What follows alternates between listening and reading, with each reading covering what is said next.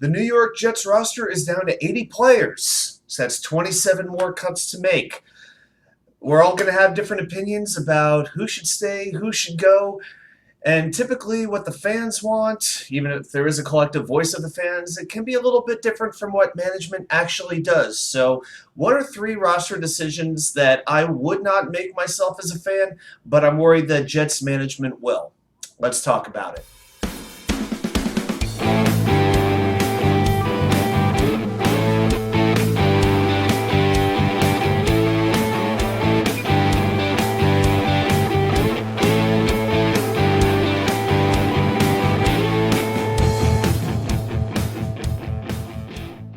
Well, welcome back to New York Sports Wicker Media. I am Watts2K99. Thank you for taking the time to watch this video. If you like what you see, please like, share, and subscribe. Let's get right into this. So, not too many controversial picks, really not too much as far as the first 10 cuts that the Jets have made.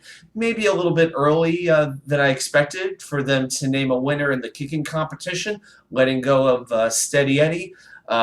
I do appreciate that he is the best kicker the Jets have had in 5 years.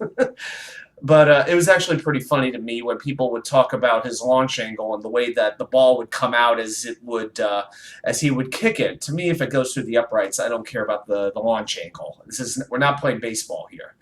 So, but congratulations to Greg Zuerlein, to Legatron. I hope he's going to be a fantastic kicker for the Jets. I don't know if he's going to be here very long.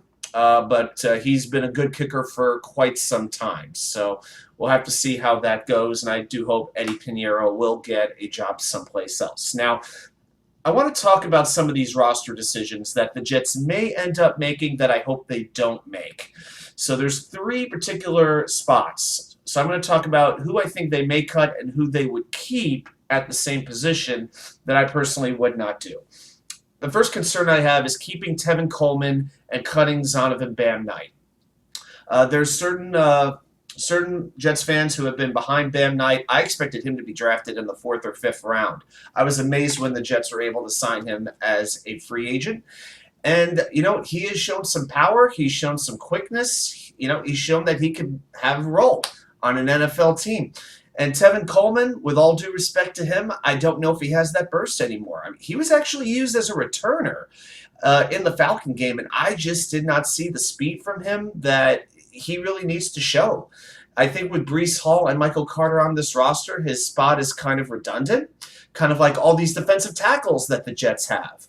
You know, so to me, I just don't see how Coleman brings anything unique to this roster. I see how Bam Knight brings something unique to this roster, between the ability to move the pile a little bit and the ability to return a kick. Great backup for Braxton Berrios. So I hope that the Jets keep Bam Knight on the 53 and don't expose him to waivers. That's number one. Number two, Nathan Shepard over Jonathan Marshall. Now, I have not been the biggest Jonathan Marshall fan. While I respect his athletic ability, I felt he was, again, that excess player. You know, what does he do that nobody else does? For a defensive line, I wanted them to get a run stopper, and I just didn't see if Marshall could do that. But I got to tell you, he looked pretty good. Looked really good. It was his best game, that game against Atlanta. You know, he had some hard hits. He showed some explosiveness. We started to see that athletic ability that we've wanted to see. And Nathan Shepard, I think every Jets fan at this point has ripped Nathan Shepard. Between his penalties and whatnot. We talk about the veteran leadership. How many guys are we going to keep because they've had a couple of years in the league? You know, Shepard, Tevin Coleman, Vinny Curry. I mean, how many guys are we going to keep? You know, you can only keep so many of those. I think it's time for these young players to learn how to become leaders. And I just don't. I think there's only so much room for these players who have been around a while but haven't been productive.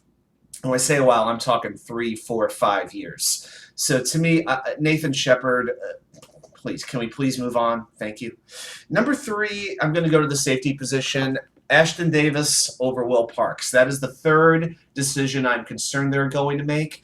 I think there's going to be a big battle for that fourth safety. We know we got Jordan Whitehead. We know I'm confident that they're going to keep LaMarcus Joyner. I'm pretty confident in it. Then also Jason Pinnock. But who is going to be that fourth safety? Will Parks has shown some hard hitting. He's shown some vision. I really like what he could do. Ashton Davis, you know what? It's interesting with Davis. Even though he was a recent draft pick, I don't think they're going to want to cut bait on him. But keep in mind, he was playing in the fourth quarter in that preseason game against the Falcons. He might be slipping down the depth chart.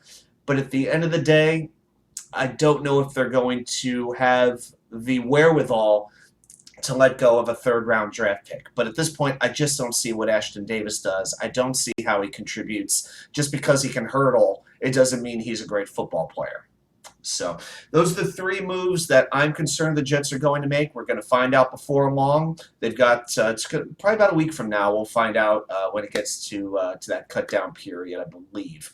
I know it's not too long after the Giants game. So thank you for taking the time to watch, and I'll see you back here with more content from you know where, the Wicker Chair.